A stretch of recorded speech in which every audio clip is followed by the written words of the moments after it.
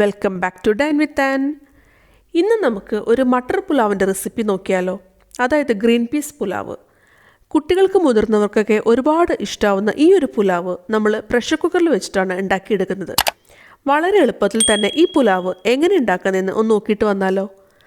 പുലാവ് ഉണ്ടാക്കാനായിട്ട് എപ്പോഴും ബാസ്മതി റൈസാണ് നല്ലത്. ഞാനിവിടെ 2 കപ്പ് ബാസ്മതി റൈസ് എടുത്തിട്ടുണ്ട്. നന്നായി കഴുകി വൃത്തിയാക്കിയ അരി കുറച്ച് വെള്ളം ഒഴിച്ചിട്ട് അരമണിക്കൂറെങ്കിലും ഒന്ന് കുതിരാനായിട്ട് നമുക്കൊന്ന് മാറ്റിവെക്കാം. ഒരു പ്രഷർ കുക്കർ എടുത്തിട്ട് അതിലേക്ക് 1.5 ടേബിൾ സ്പൂൺ ഓയിൽ ഒഴിച്ചു കൊടുക്കാം. നിങ്ങൾക്ക് വേണമെന്നുണ്ടെങ്കിൽ നെയ്യായാലും ചേർത്ത് കൊടുക്കാം. ഇതിലേക്ക് 1/2 ടീസ്പൂൺ ജീരകം ചേർത്ത് കൊടുക്കുന്നുണ്ട്. അതിൻ്റെ കൂടെ തന്നെ 2 ബേ ലീവ്സ്, ഒരു ചെറിയ കഷ്ണം കറുവപ്പട്ട, 5 ഗ്രാമ്പു, ഇത്രയും ഞാൻ ചേർത്ത് കൊടുക്കുന്നുണ്ട്. ഇനി ഇതെല്ലാം കൂടി നമുക്ക് ചെറുതീയിൽ വെച്ചിട്ട് ഒന്ന് വഴറ്റിയെടുക്കണം. ഈ മസാലയൊക്കെ ഒന്ന് ചെറുതായിട്ടൊന്ന് മൂത്ത് വന്നു കഴിഞ്ഞാൽ നമുക്കിതിലേക്ക് 2.5 കപ്പ് മട്ടർ ചേർത്ത് കൊടുക്കാം. ഞാനിവിടെ ഫ്രഷ് ആയിട്ട് എടുത്തിട്ടുള്ള മട്ടറാണ് ചേർത്ത് കൊടുത്തിട്ടുള്ളത്.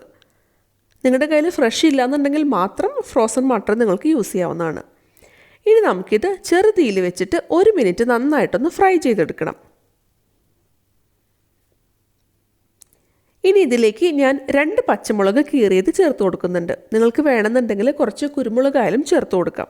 ഇത് ഓപ്ഷണലാണ്. കുട്ടികൾക്കൊക്കെ കൊടുക്കുകയാണെന്നുണ്ടെങ്കിൽ ഒട്ടും എരിവില്ലാതെ വേണമെന്നുണ്ടെങ്കിൽ ഈ പച്ചമുളക് ഇടുന്ന ഈ ഒരു സ്റ്റെപ്പ് നിങ്ങൾക്ക് സ്കിപ്പ് ചെയ്യാവുന്നതാണ്. ഇനി ഇതിലേക്ക് നമ്മൾ കഴുകി വൃത്തിയാക്കി വെള്ളത്തിൽ കുതിർത്ത് വെച്ചിട്ടുള്ള അരി അതിൻ്റെ വെള്ളമൊക്കെ ഒന്ന് വാർത്ത് കളഞ്ഞതിന് ശേഷം ചേർത്ത് കൊടുക്കാം. ഇനി ഇതെല്ലാം കൂടി 1 മിനിറ്റ് കൂടി നമുക്കൊന്ന് ഫ്രൈ ചെയ്തെടുക്കണം.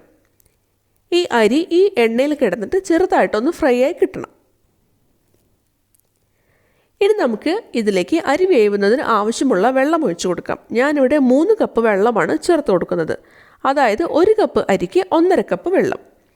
ഇനി ഇതിലേക്ക് 1 നാരങ്ങയുടെ നീര്, അതുപോലെ തന്നെ ആവശ്യത്തിനുള്ള ഉപ്പ്, ഇത്രയും ചേർത്ത് കൊടുക്കാം. ഇനി ഇതെല്ലാം ഒന്നുകൂടി ഒന്ന് മിക്സ് ചെയ്തെടുക്കാം. ഉപ്പ് ചേർത്ത് കൊടുക്കുമ്പോൾ എപ്പോഴും നമ്മൾ വെള്ളം ഒന്ന് ടേസ്റ്റ് ചെയ്ത് നോക്കുമ്പോൾ ഒരല്പം ഉപ്പൊന്ന് മുൻപോട്ട് നിൽക്കണം. ആ ഒരു പരുവത്തിൽ വേണം ചേർത്ത് കൊടുക്കാൻ. എന്നാൽ മാത്രമാണ് ചോറിന് ഉപ്പ് കറക്റ്റായിട്ട് നമുക്ക് കിട്ടുള്ളൂ. ഇനി നമുക്ക് ഇതൊന്ന് മൂടി വെച്ചിട്ട് 2 വിസിൽ വരുന്നത് വരെ ഒന്ന് വേവിച്ചെടുക്കാം. പ്രഷറൊക്കെ ഫുള്ളായിട്ട് പോയതിന് ശേഷം നമുക്ക് ഇതൊന്ന് തുറന്ന് നോക്കാം. ഇപ്പോൾ നിങ്ങൾക്ക് കാണുമ്പോൾ തന്നെ അറിയാം ചോറൊക്കെ നന്നായിട്ട് വെന്ത് വന്നിട്ടുണ്ട്. നമുക്കിത് ചെറുതായിട്ട് ഒന്ന് മിക്സ് ചെയ്ത് കൊടുക്കാം.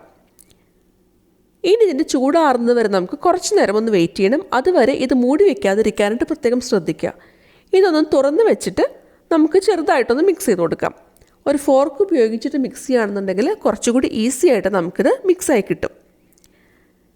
ഇപ്പോൾ ഇതിൻ്റെ ചൂടൊക്കെ കുറച്ചൊന്ന് ആറിയിട്ടുണ്ട്. നിങ്ങൾക്ക് കാണുമ്പോൾ തന്നെ അറിയാം അരി ഒന്നും തമ്മിൽ ഒട്ടാതെ എല്ലാം സെപ്പറേറ്റ് ആയി നമുക്ക് കിട്ടിയിട്ടുണ്ട്.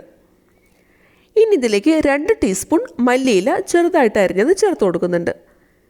ഇനി നമുക്ക് ഇതെല്ലാം കൂടി ഒന്നുകൂടി ഒന്ന് മിക്സ് ചെയ്തെടുക്കാം. ഇത്രേ ഉള്ളൂ നമ്മുടെ മട്ടർ പുലാവ് എന്ന് പറയുന്നത്. വളരെ ഈസി ആയിട്ട് നമുക്ക് ഉണ്ടാക്കിയെടുക്കാൻ പറ്റുന്ന ഒരു പുലാവാണ്. കുട്ടികളുടെ ലഞ്ച് ബോക്സിലൊക്കെ പാക്ക് ചെയ്യാൻ പറ്റിയ ഒരു അടിപൊളി ഡിഷാണിത്. ഉണ്ടാക്കാനായിട്ട് വളരെയധികം എളുപ്പമാണ്. ഒരുപാട് സമയമൊന്നും വേണ്ട. എന്നാൽ അടിപൊളി ടേസ്റ്റാണ് താനും. കുട്ടികൾക്കൊക്കെ കൊടുക്കുമ്പോൾ വേണമെന്നുണ്ടെങ്കിൽ ഓയിലിന് പകരം നെയ്യ് ഉപയോഗിക്കാം. അപ്പോൾ കുറച്ചുകൂടി ടേസ്റ്റി ആയിരിക്കും, അതുപോലെ തന്നെ ഹെൽത്തിയുമായിരിക്കും. ഈ ഒരു പുലാവ് കഴിക്കാനായിട്ട് നമുക്ക് സൈഡ് ഡിഷിൻ്റെ ഒന്നും ആവശ്യമില്ല, റൈത്തി ഒന്നിൻ്റെ ആവശ്യമില്ല. നമുക്ക് പ്ലെയിൻ ആയിട്ട് തന്നെ കഴിക്കാൻ പറ്റിയൊരു അടിപൊളി ഡിഷാണിത്. അപ്പോൾ ഇതെല്ലാവരും ട്രൈ ചെയ്ത് നോക്കണം. എല്ലാവർക്കും ഇഷ്ടമാവും. വീഡിയോ ഇഷ്ടമായെന്നുണ്ടെങ്കിൽ ലൈക്ക് ചെയ്യാനും കമൻറ്റ് ചെയ്യാനും ഷെയർ ചെയ്യാനും മറക്കരുത്. എൻ്റെ ചാനൽ ആദ്യമായിട്ട് കാണുന്നവരാണെന്നുണ്ടെങ്കിൽ ഒന്ന് സബ്സ്ക്രൈബ് ചെയ്തോളൂ കേട്ടോ. ഒപ്പം കാണുന്ന ബെല്ലൈക്കൺ പ്രസ് ചെയ്യാൻ മറക്കരുത്. അതിലെ ഓൾ എന്നുള്ള ഓപ്ഷൻ ഇനേബിൾ ചെയ്യണം. എന്നാൽ മാത്രമാണ് ഞാനിടുന്ന വീഡിയോയുടെ ഫ്യൂച്ചർ നോട്ടിഫിക്കേഷൻസൊക്കെ നിങ്ങൾക്ക് മുടങ്ങാതെ കിട്ടുകയുള്ളൂ. വീണ്ടും വേറൊരു അടിപൊളി റെസിപ്പിയായിട്ട് അടുത്ത വീഡിയോയിൽ കാണാം.